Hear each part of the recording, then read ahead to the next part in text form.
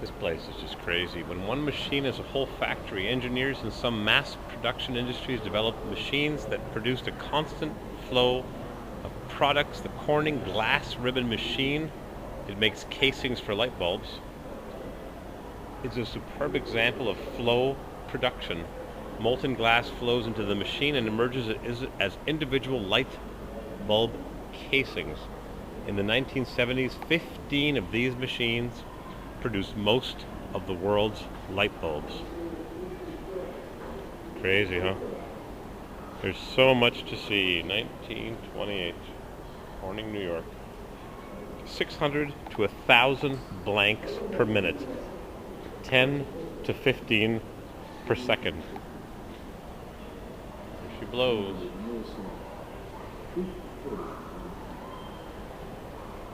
One machine. Glass goes in, light bulb casings come out. Stationary steam engine, 1906. Used its steam twice. Hundreds of similar engines were built in Monroe, Michigan.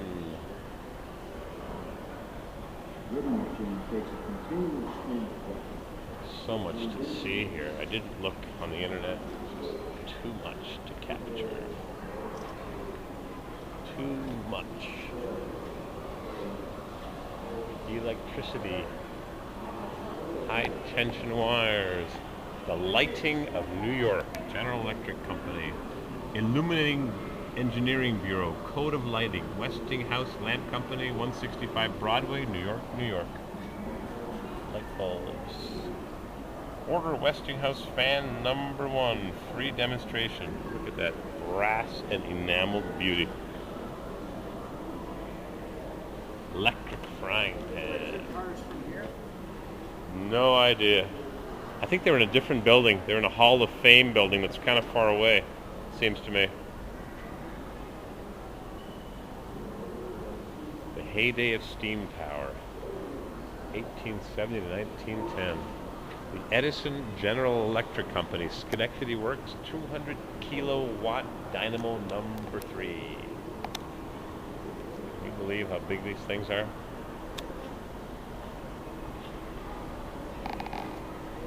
Beautifully restored and in working condition. Wow, what a great country.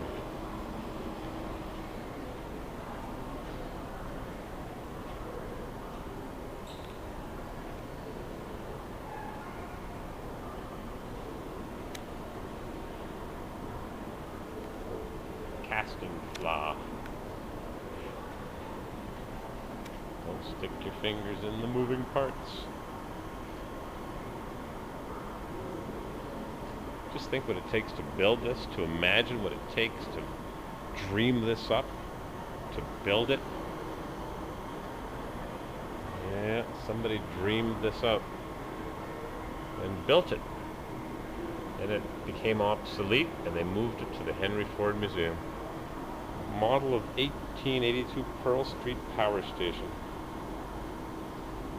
Steam engines and electric generators. I can't read this all of you, there's just too much here. Edison Central Station, 257 Pearl Street. Commenced commercial operation, 1882.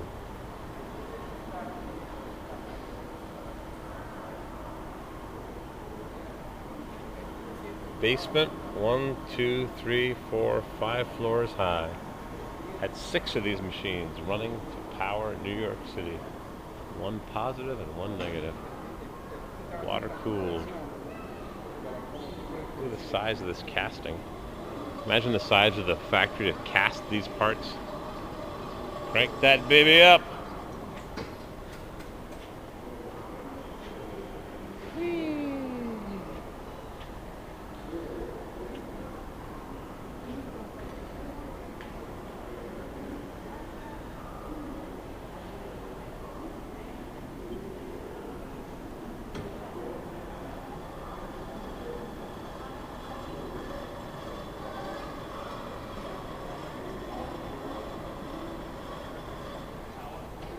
Lots of squirrels in that cage.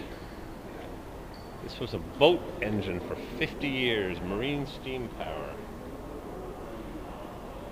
1875 to 1926. Powered 2 different boats. Tall and skinny, model of a steeple compound marine engine. This is a little model of a steeple compound engine, much like the ship's huge engine behind it. These were called steeple engines because of their height and were installed in ships in this way to save cargo space. Compound because they use the steam twice. How do you like that? 12-inch shaft. There's your output shaft. Crankshafts and oilers, and imagine the ones that fell over and tipped over and killed people and malfunctioned and you got your finger caught somewhere and wow, that would hurt. What the heck is this?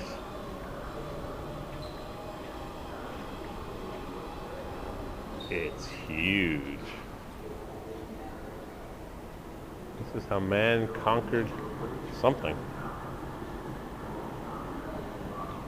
Jeez. Output shaft.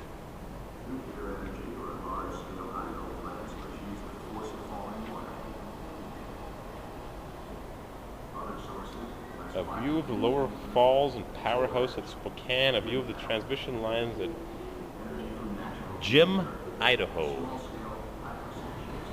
And what is this monster? Hydropower. Fort Peck Dam, Fort Peck, Montana.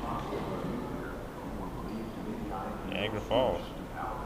The Columbia Basin Product, Buffalo, Niagara, and Eastern Power System. Electric generator. Water turbine. Power to light 32,500 40-watt light bulbs.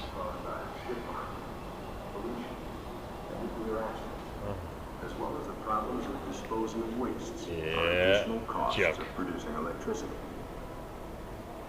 Clean, safe, and too cheap to meter. Model of a boiler unit number 7, Rouge Plant, Ford Motor Company. Largest high-pressure boiler in the world. 30,000 developed boiler horsepower, 900,000 pounds of steam per hour.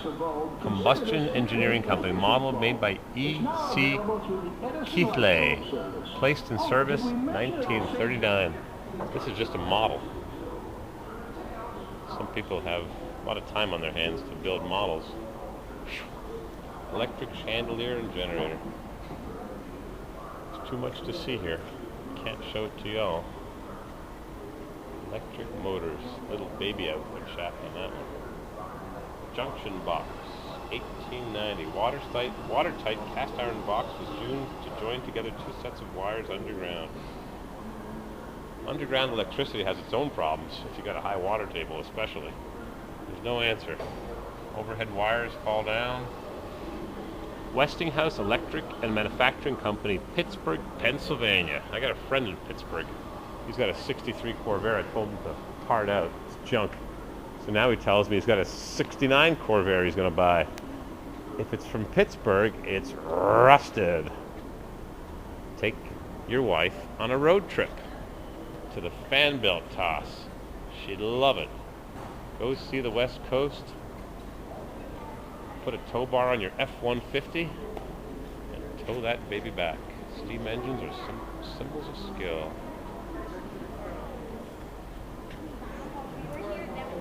Output shaft in brass. Adjustable. It's freezing in here. They got the air conditioning cranked too cold.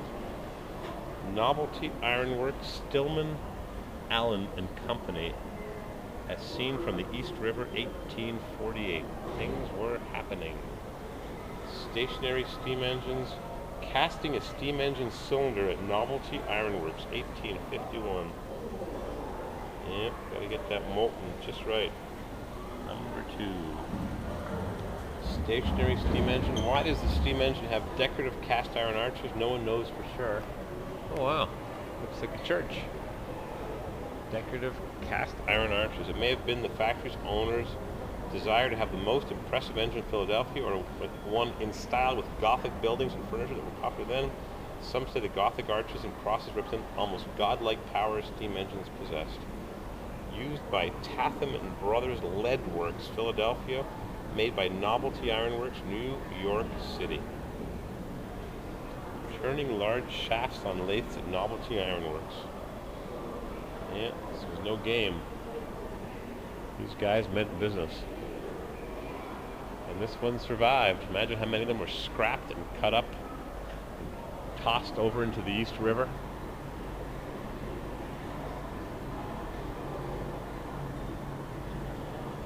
Stationary steam engines. Engines like the New Haven were designed with crowded urban areas in mind. Bird's eye view of North Adams, Massachusetts.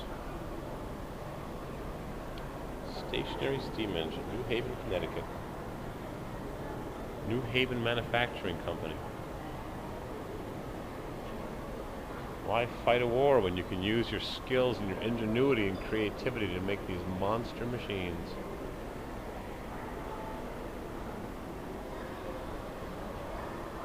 Crank that baby up. Look how beautifully these things are cast. How well they're restored and maintained. Engines to go anywhere. It's 1810. Where do you build a woolen mill in the Northeast where you can use a swift flowing river for power? It's 1850. Where do you build a woolen mill wherever you want because you can use steam engine for power as long as you have fuel and a place to dump the crap. Landy's portable steam engine and sawmills. Zanesville and Newark, Ohio. Yep, Zanesville. Now what is this here? J.C. Hoadley and Company, Lawrence, Massachusetts.